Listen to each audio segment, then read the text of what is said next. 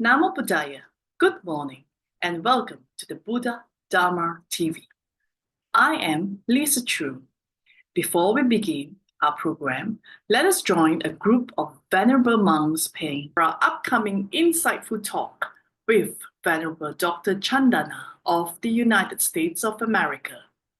Bante's insights are both enlightening and rationally sound, demanding your full attention to understand the deep profoundness of his Dhamma discourse.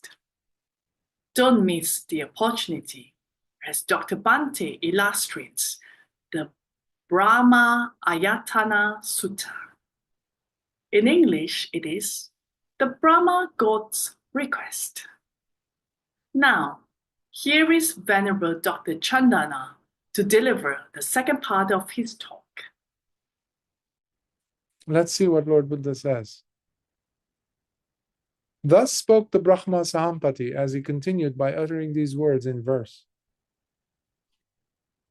Actually, he'll continue, Brahma Sahampati, because he still needs to make his case to convince Lord Buddha. Blessed Lord, there arose among the Magadhans an impure Dhamma. Magadha is that region of India in Madhya Pradesh, in the middle country, they're called, where Lord Buddha was from. Magadhan kings, etc. King of Kosala. So Purana Kassapa was one of those teachers at the time. Niganta Nataputta, the Jains, the Mahavir character. So there's a lot of different teachers who are proclaiming some type of what you could say today, atheistic or non-consequential teachings of actions, non-consequential in that regard. So there's no mother, there's no father. Ultimately, you would say, whatever you can get away with, you get away with, good on you. There are no consequences to good or bad actions, all these things. So he was denying karma, all these things, which causes people to go astray. So, blessed Lord, recently there arose among the Magadhans an impure Dhamma, a teaching that is tainted and dirty, for it sullies the hearts of beings. When you don't have conscience, when you don't have consideration, when you have nothing but greed, outsmarting others to get away with things. What is that? That's a dirty heart. It's run by greed, hatred, and delusion. And you look around and you see this.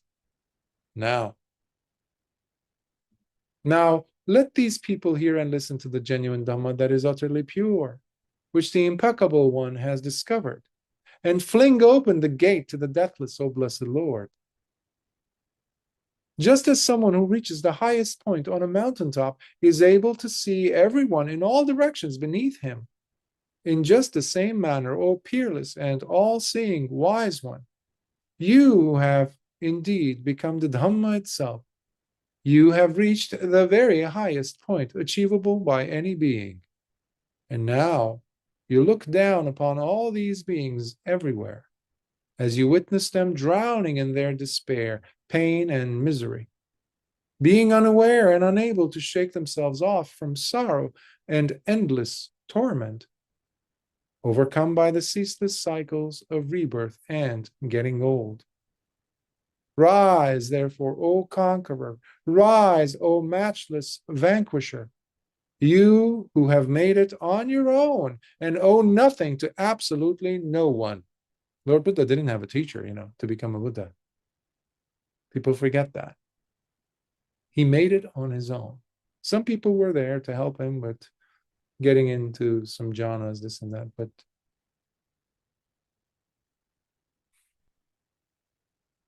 it's powerful when you have to struggle on your own. And Lord Buddha struggled on his own in absolute darkness. He made it. So these accolades are on point. You are indeed the peerless leader of the caravan, the one to guide countless beings to true safety. Please, may the Blessed One go ahead and teach the Dhamma, for there are and will be many who would indeed comprehend and thus break free.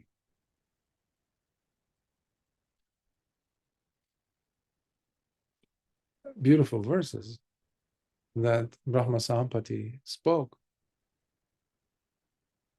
What we need to consider here is, like I was mentioning, there needs to be a few factors in place for a Buddha to become a Buddha, for a person to become a Buddha. That's why, by the way, when you hear about this Bodhisattva vow thing that the Mahayanis came up with to make things easier, basically, to cop out from actually putting the effort, real effort to attain, by putting a wall between the Savakas or the disciples, those Sariputta characters, this and that. That's how Mahayanis were claiming the Arahants to be. No. Bodhisattvas are the real deal, like Lord Buddha was. Well, there's a problem with that. The whole Bodhisattva vow thing. Remember I mentioned how in order for you to make a Bodhisattva vow, which later on Siddhartha Gautama, our Buddha, had made early on, you have to be making it in front of a living Buddha. You have to have the necessary merits, punyas, and actions, and purity of heart already demonstrated in many, many lifetimes to get to that point. And then there has to be a confirmation made by the living Buddha to whom you have to bow in front of and make that request. So it's not something that you read in a book and all of a sudden you're moved enough to say, yes, I want to become a Buddha. Or you go to a temple and you make some ceremonies, some donations, and you're good to go. You have taken the Bodhisattva vow. This is total nonsense. But even though it's completely, absolutely baseless, has nothing to do with the Dhamma, nothing. It's just based on, when I say baseless, it is based on ignorance, but it's not based on wisdom or the tradition. Nevertheless, countless beings, countless people to this day, and for many, many years to come, so long as these traditions continue, they will be leading people astray from the Dhamma that was taught by Lord Buddha. So they are contrary to what Lord Buddha did attain, and especially what he did as a teacher for 45 years. This is a stab in the back, in fact, of the tradition. Because the person, in order for them to take the Bodhisattva vow, what they also are doing is they are delaying their progress, their attainment. No, we're after Buddhahood. What? Yeah, I'm going to show everybody the path of Dhamma. I want to help everyone else to become an Arahant, not an Arahant, I'm sorry, a Buddha. And then I'll attain my awakening. I will delay my desire from becoming fulfilled. There's so many even logical, commonsensical things that are missing in this. It's so naive, it's so childish. It's like people standing at the doorway of their burning house, in the inside of the house, and saying, no, you go first. No, you get out first. No, you go out first. No, you go out first. That's the Mahayana, which you can call it Marayana, Mara's path, because it goes against the teaching of Lord Buddha. Lord Buddha did not tolerate individuals to just skulk around. He pushed and pushed people to go ahead, attain. In fact, if you attain a level where you're just going to be reborn in a heavenly realm because you did some good deeds or you attained some high jhanas and now you're even in the Brahma realm, Rupa Lokas, you still failed. Because you were after some type of pleasure, some celestial pleasure. You still fail because you are still stuck, hooked in the grasp of Mara, because Mara controls all these 31 layers of existence, minus the pure abode. You're in samsara because you're going to fall out of these realms, however sublime they might be. Cut the shackles, set yourself free. And these people are intentionally bulldozing their way into ignorance and wasting this tremendous opportunity they have to take the Dhamma and make it through and cut themselves free from samsara. If Brahma Sampati knew about this, he would not have probably approached, but he approached because of other people who had little dust in their eyes. And that is why he's beseeching Lord Buddha to teach. So there are two requirements, basically. I was referring to one of them, Bahira, or I think that's called, or what it's called, Bahira Nidana. This is not Bahira. Bahira is a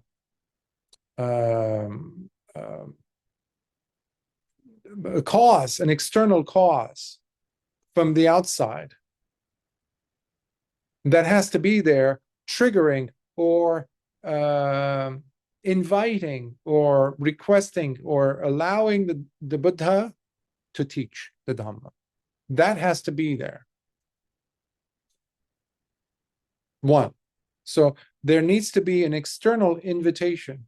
In this case, we have it in the person of Brahma Sahampati, who's there, who's making a formal request on behalf of existence.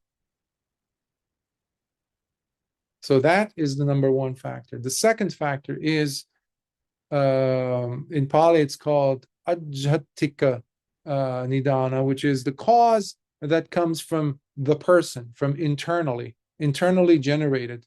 This is what I was referring to earlier, that the desire to teach, the seeds of wanting to teach the Dhamma once you do become a Buddha has to be there. It has to be very strong. Now, in the case of a Pacceka Buddha, the silent Buddha, the secluded Buddha who doesn't teach, that is either not there, they never cared for it, or is very, very weak to mention. But the desire to become a Buddha is there, obviously. That's why they became a Buddha, but silent, quiet, non-teaching Buddha.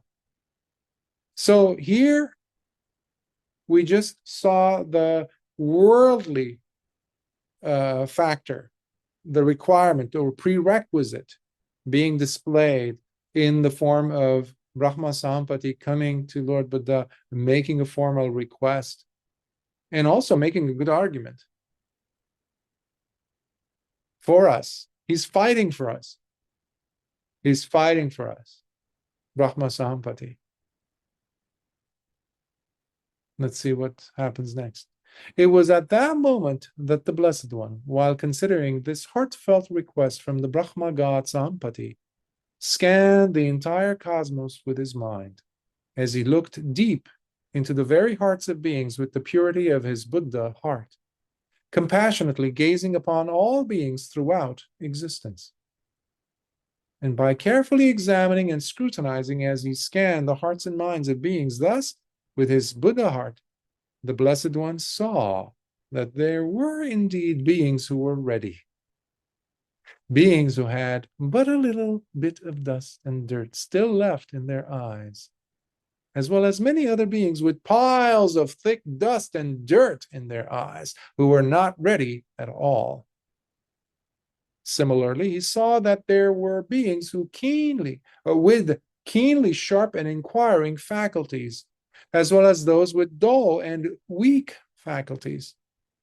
He also saw that there were those with upright and good characters, eager and very much ready to be taught, as well as those crude and evil-hearted beings who possessed rough characters and were therefore too crude and not ready at all to be taught.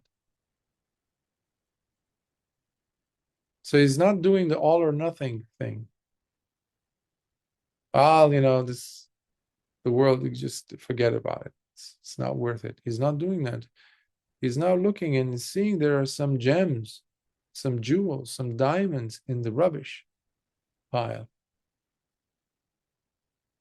He says, oh, okay. Similarly, the Blessed One saw clearly and identified those who were not taking this current life of theirs and its supportive conditions for granted, and instead were eagerly doing their best to consider the consequences of their actions and how these would be affecting their future rebirths. And as a result, they engaged by living their lives in a responsible manner. So they're not treating this life of theirs as, take whatever you can, make most of this life and enjoy as many pleasures as you can. Sometimes that's one of the saddest things to see. You see an older person, a human being, sometimes very, coming from a, let's say, social upper classes or educated or very famous, powerful, resourceful, good education, etc. And they open their mouths and all you hear is just rubbish when it comes to, yes, you have to take life by the horns, you have to enjoy the sense pleasures as long as you can before your body breaks down. Meanwhile, they're in their 80s or 90s. What a sad, sad phenomenon that is. What a wasted life. But that's why Lord Buddha saw that that's not the case all the time, because there are those also who are wanting to put an end to suffering. And that's why they've shown up in this life. In contrast, however, he also saw those numerous other beings who lived carelessly, using and abusing their life and its favorable conditions, with no concern for how their current intentional actions would impact them in future rebirths, once they relinquish this body at death. The value of understanding Dhamma and its impact on your life, not just this one, but other lifetimes to come, cannot be overstated. It's so important for us to weigh in our actions instead of just like, yeah, go after this. If you're getting away with it, good on you. Anybody who's alive must engage in some type of a good action for others, good deeds for others. Be generous with one's time, one's energy, one's body, given physical activities that need to be done for someone else, resources, knowledge. That's a good place to start. But we're having less and less of that. You're in it for yourself. So you might as well go ahead and start, reaping the benefits of being alive and having these resources for yourself. Well, what if something happens and you get into a car accident and you break both of your legs? Or you become quadriplegic and you can't move any of your limbs? Where does that place you on the social ladder? Now you need to look at others for their compassion, hoping that they're going to behave much better than you did prior to losing those body parts. So sometimes the person gets lucky and gets to be hit with that fact of their karmic actions while they're still alive. So they can do a before and after contrast. Lucky in that sense. Otherwise, other people are just going around and living their lives, reaping the benefits, so-called benefits, and making the most of this life for themselves selfishly. But because they are nearing the end and they die, they think we got this. Okay, so it's like, life, I did it in spite of you and you couldn't catch me. I got away with all these things. No, that's terrible, because now the person is going to grow up or actually be born with so many difficulties if they are born as a human. but they won't be there to recall any of this. That's why it's bad. But the person has to be probing and really going beyond the superficial to even consider such fact. Or those, just like in the case of a lotus pond with blue water lilies, or those with pink or white water lilies and fragrant lotuses. So Lord Buddha is going to do a contrast between these different beings that he's seeing. Where some of the lotuses and lilies sprout from the mud, but do not rise at all, and instead stay near the bottom, living in or close to the thick mud, while nourishing themselves underwater.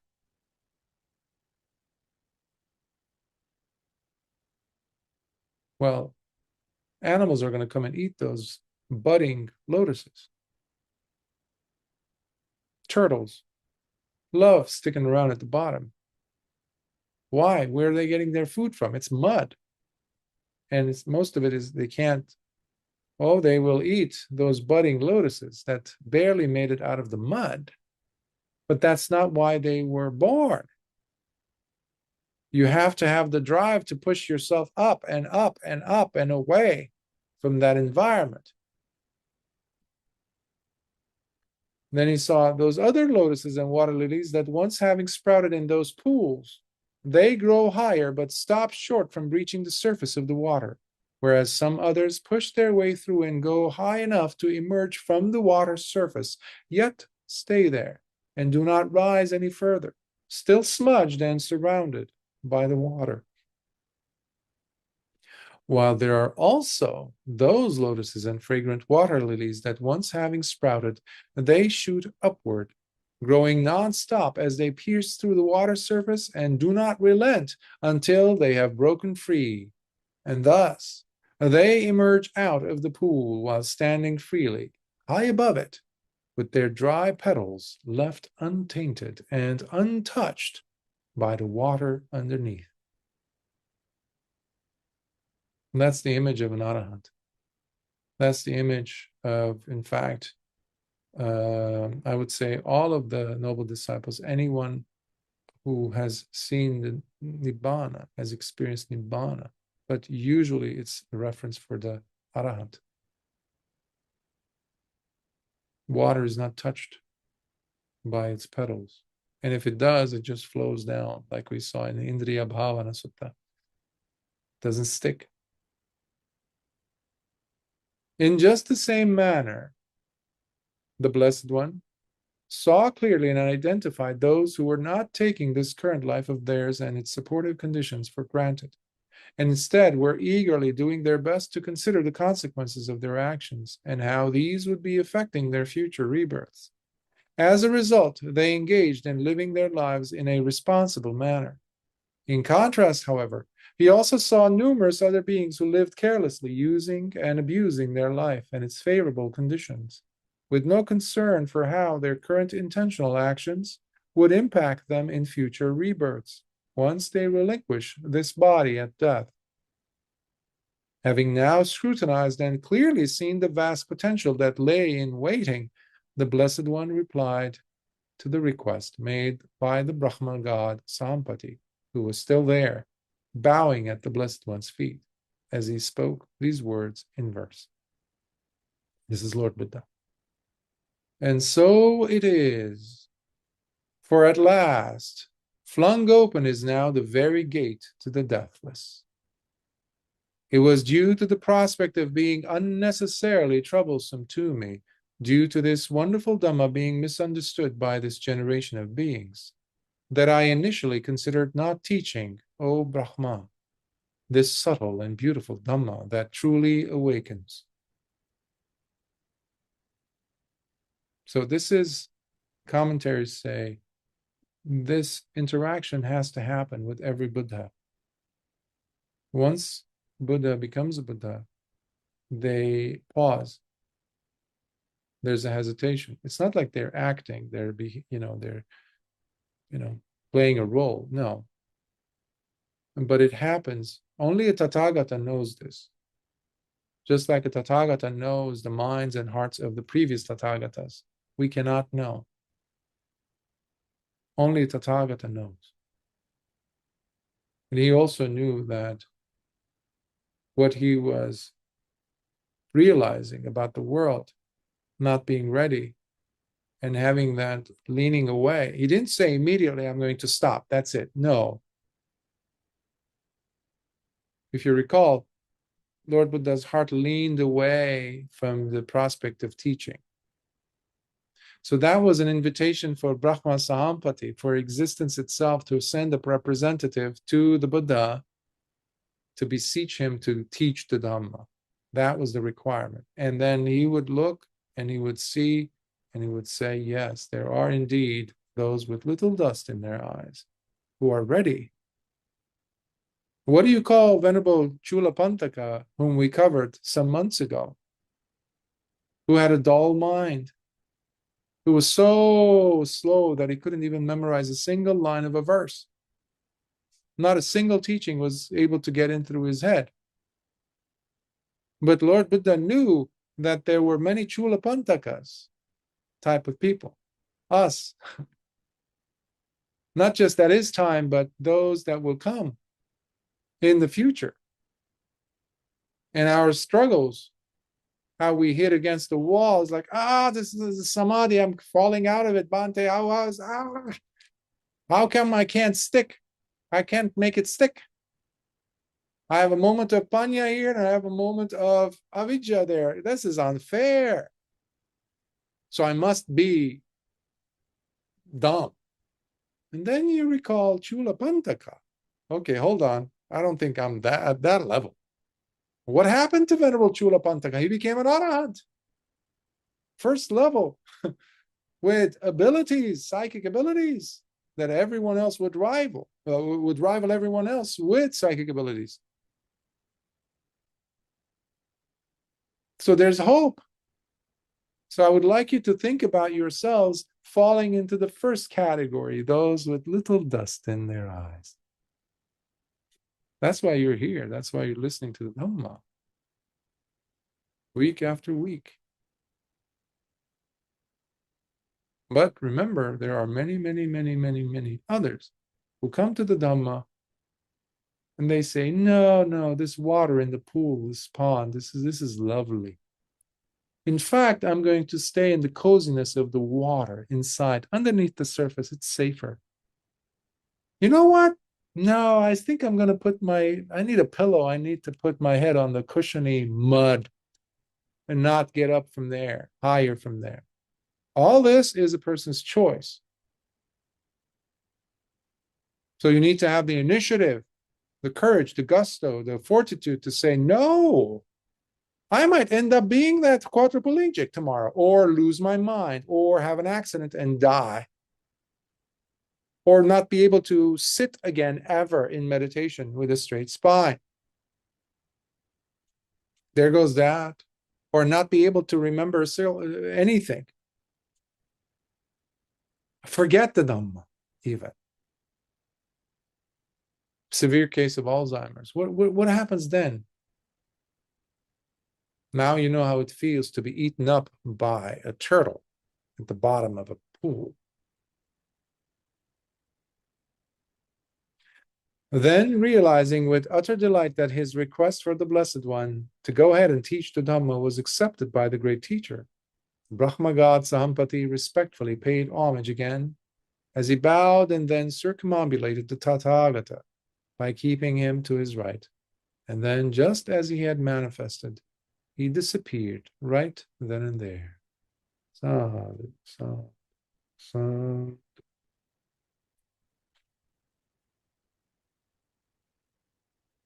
This was one of the most beautiful aspects of Buddhist history that I was introduced years ago. It's so lovely. It's so human. It's so full of compassion, kindness. It's the epitome of the Dhamma. It's the epitome of what Lord Buddha did. It takes a lot for a teacher to keep teaching despite the discouraging disheartening facts that he or she gets to see around them in the course of teaching. Once they've made the decision to teach, it has to be so alive. The fire in your heart has to be so alive, so powerful, that no matter what, every person on the planet turns their back, even the devas, and you're alone. All you have is the Dhamma in your heart. Don't give up. Don't give up. You push. You pierce through that water surface. And if you don't understand a certain teaching in the Dhamma, it's okay. Some of those, there's different layers of dust. Even the little can have different categories. Some of Lord Buddha's students were able to understand the teachings in brief, uddesa. It's called in Pali, uddesa, teaching in brief, boom, boom, boom, just like the highlight. Or they would read the title of the abstract and all of a sudden they got the message, like the case was with Bahia, like the case was with Venerable Sariputta or Venerable Mahamoggallana. All they heard was one, part of a verse. They got it as Upatissa and Kolita.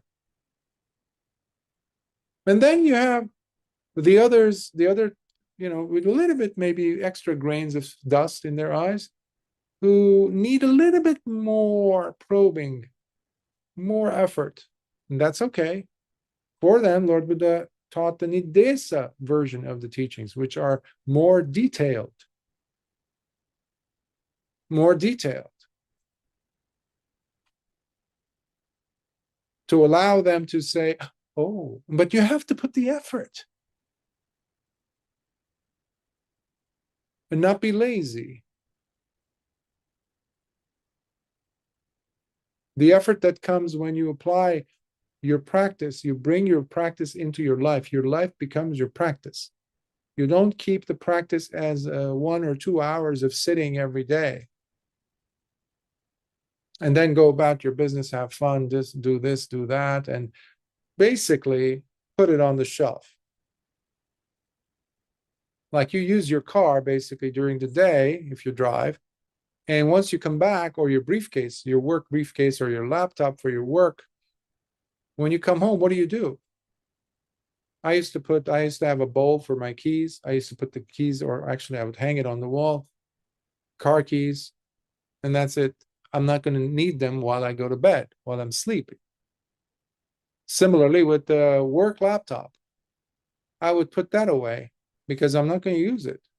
Leave me alone until I come back to it tomorrow, or the weekend is off limits too. But that's not how the Dhamma works. That's not how your life in the Dhamma works, ever. You can't put it on the shelf. You can't put it in a key bowl. Your practice, of sati, of sila, of panya, they have to be there with you.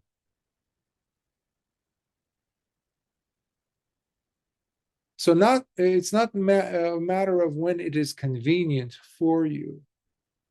No, this meeting is important. Dhamma, fine, Bhante, but this meeting is very important with the client. I have to have a meeting. Okay, so let's put the Dhamma over there on the shelf and let's do what I do best. What? That is the moment where you have to practice. That is where it counts. Your practice really matters then. That is you pushing yourself into the field. You're taking what you've understood about the practice intellectually, and you're putting it into the reality of the laboratory, in the field, to test yourself. Let's see how long I can handle, how long I can have sati with this particular individual in the room. Instead of leaving the body, yesterday I did the second of the series on trauma, which apparently is helping a lot of people. One thing that happens is we leave the body. When you're practicing the Dhamma, you learn how to inhabit the body. You're present to the body and everything else that happens, because the body is the body is the conduit with life, not your intellect, not what you think about, what you know about the Dhamma as, yes, your level of understanding of Dhamma. No. Intellect serves a purpose, but you have to be embodying what it is that you're saying that you know about the Dhamma. Otherwise, it's just you're playing a trick on yourself. And that's really sad. That's why a lot of people want to be without teachers these days, because they think we're good. You know, I'm good.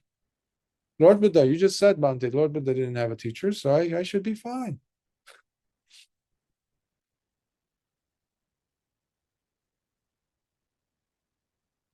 So can you take the Dhamma with you wherever you are, wherever you go? That is key. That is when you're practicing the Satipatthana proper. And remove grain by grain the thin layer of dust. No one will do that for you. No one can do that for you. So I will stop here and see if there are any questions. Comments?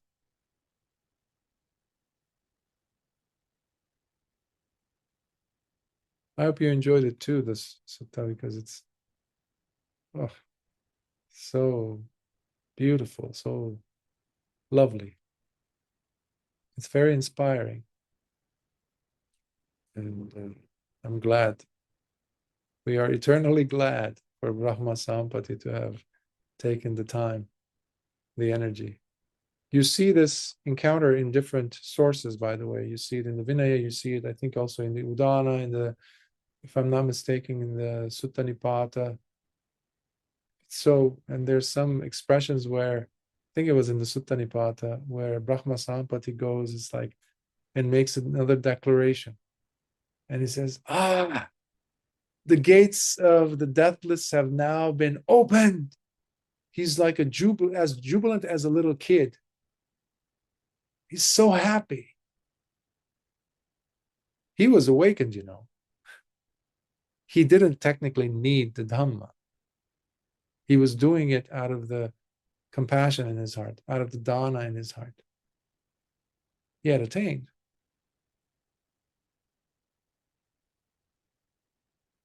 But he was no Buddha. And he knew what powerful presence the Buddha, Lord Buddha had, and how he was going to change the whole existence. And he did. He still does. So I will stop here.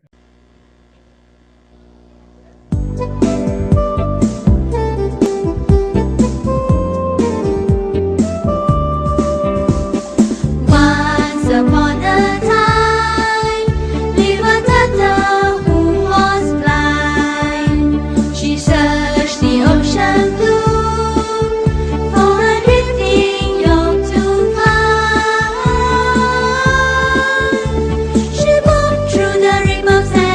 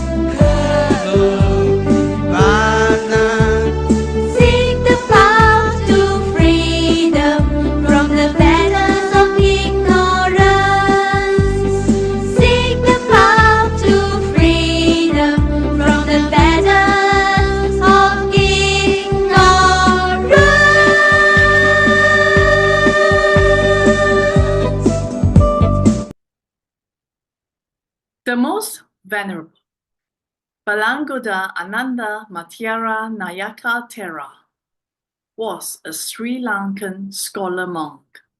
He was a prominent figure in the Theravada Buddhism during the 20th century. Through his meditation, he was believed to have achieved one of the highest levels of spiritual development within the Sri Lanka Sangha, Buddhist monastic order. So, he always said he still had much to learn. However, he lived a modest life in a secluded monastery, making him later known outside his native country. He passed away in 1998 at the age of 102, 26 years ago. We are fortunate to broadcast one of his talks entitled Metta Meditation, which means meditation on loving kindness. Let us listen to it together with due devotion. Now, I have spoken to you so far the value of the practice of loving kindness. Now, how to practice it regularly, effectively? First of all, you have to love yourself. If you don't love yourself, how can you love others? The nearest thing and the dearest thing to you is yourself. The dearest thing to me is myself. If I don't love me, love myself, how can I love others? All virtue is to be started within oneself, within you. So first, try to see the value of your life. Give auto-suggestion to yourself. Will that you should be happy. Wish your well-being. Every day, at the start, you may practice this kind of loving kindness toward yourself regularly every day, few minutes. May I be happy. May I be happy. May I be healthy. May I be free from all worries and troubles. So you may give auto-suggestion. You may will of your well-being. At the same time, then, you may extend your loving kindness to the dearest one. Suppose you have a child. Now next that, you may think of your child. May my child be happy. May my child be healthy. May my child be free from all worries and troubles. Till you feel the child's well-being as your own well-being, till you feel that, till you see no difference between your love towards yourself as well as your love towards that your child, practice it. Then go to another. Suppose you have your brother, then extend your loving kindness to your brother, till you find there is no difference between you and your brother. Then you, your child, your brother, you feel all are the same. You love all the same. Then, if you have your parents, extend your loving kindness toward your parents, towards your other relatives, from one to other, to another. So, little by little, extend your loving kindness towards all persons whom you know, your friends, your relatives, your neighbors, or if you start your practice while you are sitting in a house, first you may extend your loving kindness to the members of the members of the house, the people who live in the house, from one to another. Then, after finishing your loving kindness, practice of loving kindness towards all the family members, all the members of the house, then go to others outside the house. So little by little, step by step, You may extend your loving kindness towards all the people in your village, in your city, in your country. Then go to other countries mentally. Extend your loving kindness to the people of other countries. At last towards all people on the earth. When you practice this towards all living beings, all human beings, then go to non-human beings. Think of the spirits, the spirit beings, any kind of non-human beings, animals, all beings, as many as possible. You may extend your loving kindness. Practice loving kindness. Then go to other planets. There are many planets inhabited. Imagine that all beings in all the planets, all beings in the universe, all devas or angels or gods or spirits or human or animal, mentally touch all of them with loving kindness. So every day you may do it regularly. It may take some time, an hour, to complete this practice. If you do it every day, within 2 weeks' time,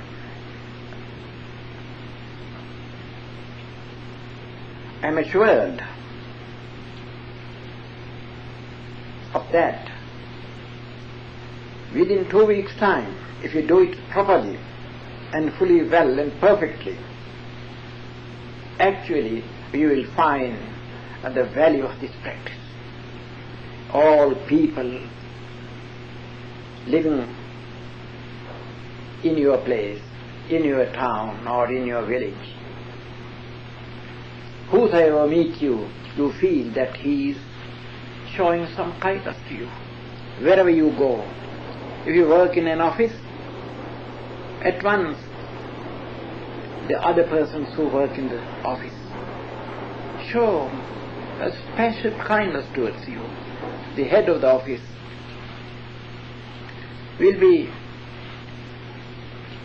will show much favor to you.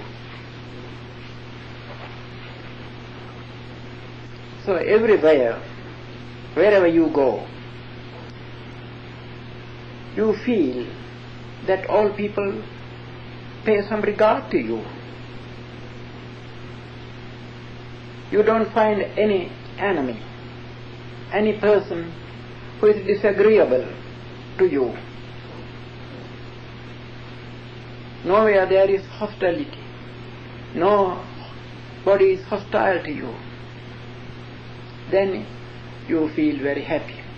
You can live a happy life in this way. Any family man, any householder, any layman, any businessman, any kind of person who lives a household life can practice this loving kindness. And before long, they will experience the value of this practice. And he will be successful in his life, in his business, in every activity. He will be successful. And a person who practices loving kindness naturally, because his mind is healthy, it influences his body. Therefore, physically also he will be healthy before long. He will be free from sicknesses, because mind influences your body. Now, for an example, suppose some moment you feel angry, then your cheek becomes somewhat ruddy, somewhat red color, because your angry thought influences your face, your body. Sometimes you feel shivering, trembling. You get too much angry. You can't control your body because mind influences your body. In the same way, if your mind is full of loving kindness, if you practice it regularly, then it also influences your body. When you give auto-suggestion, I am healthy, every day. Because first of all you have to love yourself. You have to think that you must be healthy. Then you have to extend the same idea, same wish towards others. It is in this way you have to practice it. So you will be very healthy. You can live long, a healthy life. So that is the nature of the practice of loving kindness. I don't know whether they want to know how to practice it. They want to practice. Then let us practice loving kindness. I'll teach you how to practice it. Now, first of all, you have to think of yourself. You have to think of your body. Close your eyes. Start at your head. Now think and give auto-suggestion. My head is healthy. My head is healthy. My head is free from all ailments. My head is free from all ill health. My head is strong and healthy. My head feels healthy. My head is healthy.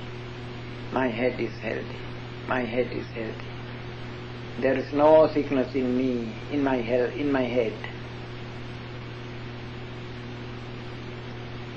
My head is healthy. My head is healthy. Try to feel that your head is healthy. Now come down to your neck. My neck is healthy and strong. My neck is healthy and strong. My head and my neck both are healthy and strong. My head and neck are free from all ailments. They are free from all illnesses. My head and neck are full of health. They are perfect in health. They are very strong. Now we have come to your shoulders. Both shoulders are strong and healthy. They are free from all sicknesses. Both of my shoulders are healthy and strong, free from all illnesses. My head, neck and shoulders are healthy. I feel health in my head, in my neck and my shoulders. My head, my neck and my shoulders are strong and healthy. They are strong and healthy. They are strong and healthy. Now let's come down. My hands, arms and hands, both the arms and hands are healthy and strong. My both arms and hands are free from all ailments, all sicknesses. They are strong and healthy. My head, neck, shoulders and hands are healthy. I feel them in good health. My head, neck, shoulders and hands and arms, fingers, all these parts are full of health. I feel them healthy. they are healthy, they are healthy, they are healthy. My chest, my breast, inside and outside are healthy. My chest and breast are healthy. My backbone is healthy. My head, neck, shoulders and hands and breast, chest, backbone and inside my body, all these limbs, all these parts are full of health. I feel they are healthy. They are strong. I feel they are strong. They are healthy. They are healthy. They are healthy. My abdomen is healthy. My belly is healthy. Inside and outside. My belly is healthy. My bowels are healthy. My stomach is healthy. All parts of my belly, outside and inside, are healthy. I feel they are very healthy. They are strong and healthy. They are free from all sicknesses. My head, my neck, my shoulders, my arms and hands, my breast, chest, backbone, my belly inside and outside, all these parts are strong and healthy. All these parts are free from all ailments. They are free from all weaknesses. They are very strong. My head is strong, neck is strong, shoulders are strong, arms and hands and fingers are strong and healthy. My breast, chest, backbone, inside and outside my belly, all these parts are full of health. I feel they are very healthy. They are very strong. My both thighs are strong and healthy. My thighs are strong and healthy. My head, neck, shoulders, arms and hands, backbone, chest, breast, inside, outside of my belly, my thighs, all these parts, all these limbs are healthy. I feel they are free from all sicknesses. They are free from all ailments. They are very strong. I am strong in all these parts. Now my legs are healthy. My feet are healthy. My head, neck, shoulders, arms and hands and fingers, breast and chest, backbone, inside and outside my belly, abdomen, my thighs and legs and feet, the whole body is full of health. My whole body is strong. My whole body is in good health, in perfect health. There is no disease. I am healthy. Physically I am healthy. Physically I am healthy. I am healthy. May my body be healthy. May health continues in my body. May my body be strong and healthy. May I be healthy. May I be healthy. May I be healthy. May I live long. May I be strong. May my children be healthy like myself. May my children, my brothers and sisters, my parents, my relatives be healthy, happy, free from worries and troubles. May my children, my brothers, my sisters, my relatives, my parents, my friends be healthy, happy, free from all worries and troubles. May all people who are in this hall May all persons who are in this hall be healthy, happy, free from all worries and troubles. May I be healthy, happy, free from worries and troubles. Like me, may all these persons in this hall be happy, healthy, free from worries and troubles. May all the people in the neighborhood be like myself, be happy, healthy, and free from worries and troubles.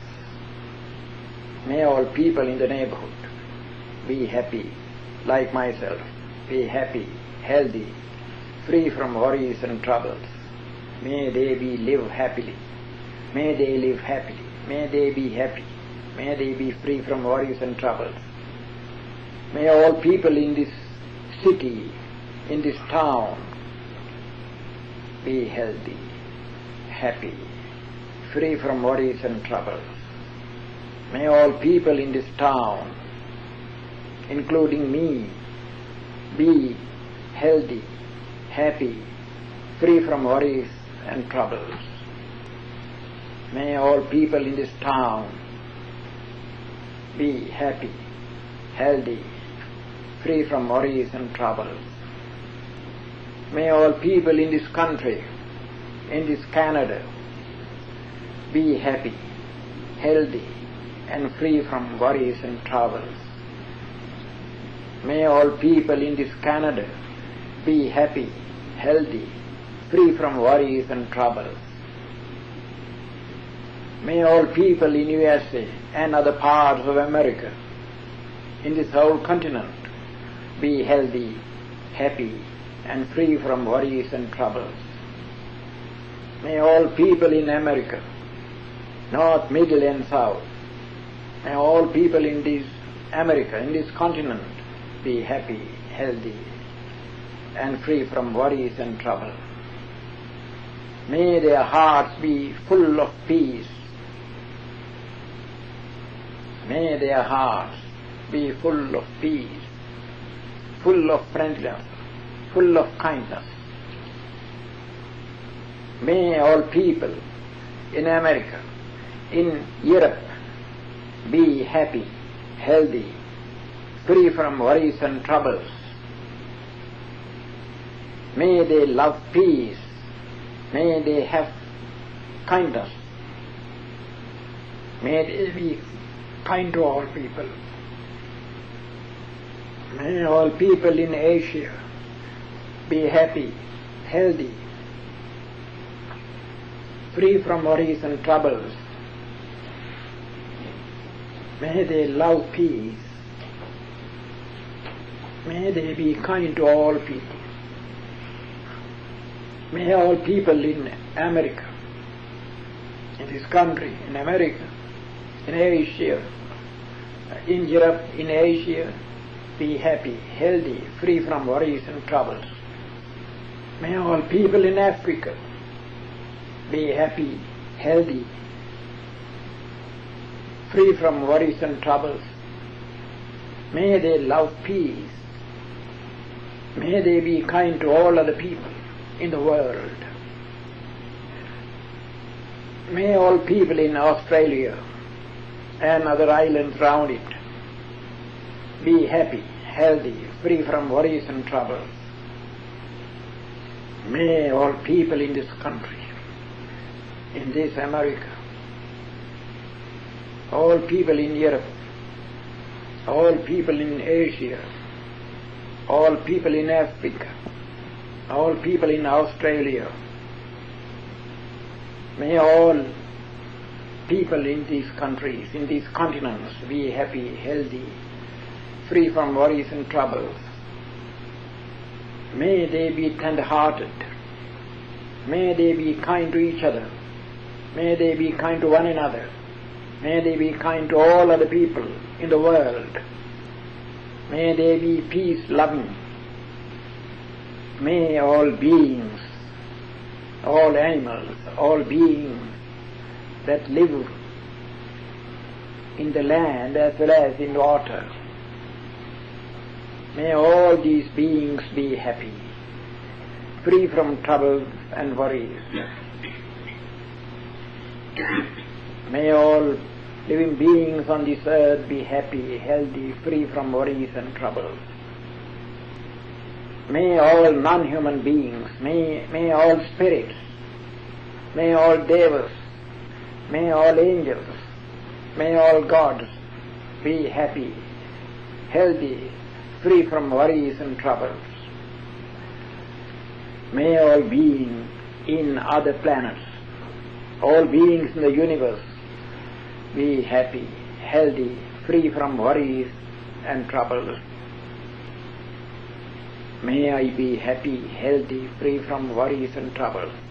Like me, may all other beings in the whole universe be happy, healthy, free from worries and troubles. May all people in the world be peace-loving. May there be peace all over the world. May kindness, may loving kindness, may goodwill of all beings spread all over the world. May all beings be full of goodwill, kindness. May all beings love one another. May there be peace. May peace rule over the world. May the world be full of peace. Now let us talk our practice. This is the way how to practice loving kindness every day, at your leisure, at regular times. Suppose at night before you go to bed, before you feel sleepy, when you are quite wakeful, before you go to bed, if you practice this kind of meditation, loving kindness meditation. And also when you get up early morning at about 5 o'clock, or between 5 and 6 if you can, if you practice the same loving kindness in the same way, at least 30 minutes, regularly every day, you will see you will be healthy and strong. If there is any kind of ailment, all these things also little by little disappear. There is a healing power. When you develop this kind of meditation for about at least 6 months, you can heal others. You gather much magnetism and much energy into your body. You will be a healer. Everybody can be healers because you have gathered much energy into your body by this practice of loving kindness. Much energy, much magnetism into your body. So you can use that magnetic force that has gathered within you to heal others. When you touch a patient's body with full loving kindness and thinking that he may be healed, he may be free from this sickness, touched with a strong will, after a few minutes he will be healed. But you must be very careful. You have to shake your hand like this, otherwise that sickness may come into your body. So this is the Buddhist system of the practice of loving kindness. Bestow upon the Dhamma and share its precious gifts. We can put to bed this thorny world to hand the thoughts without being free. Goodbye samsara. Hello Nirvana. Seek the path to freedom.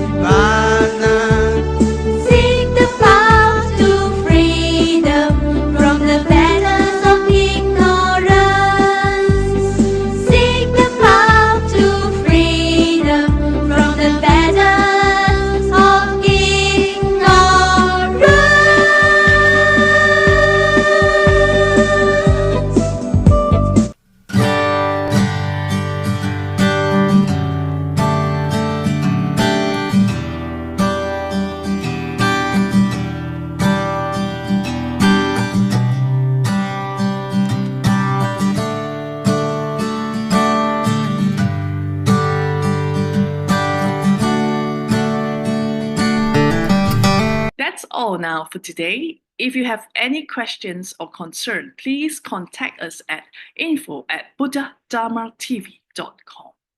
We work hard to share the noble, peaceful, and sublime teachings of the Buddha with you, helping you pursue the spiritual path under his wisdom. Please encourage and support those interested in the rational and enlightened teachings of the Buddha. Thank you for watching. We believe our programs on the Buddha Dhamma TV will inspire peace lovers around the globe. Good night. Namo Buddhaya.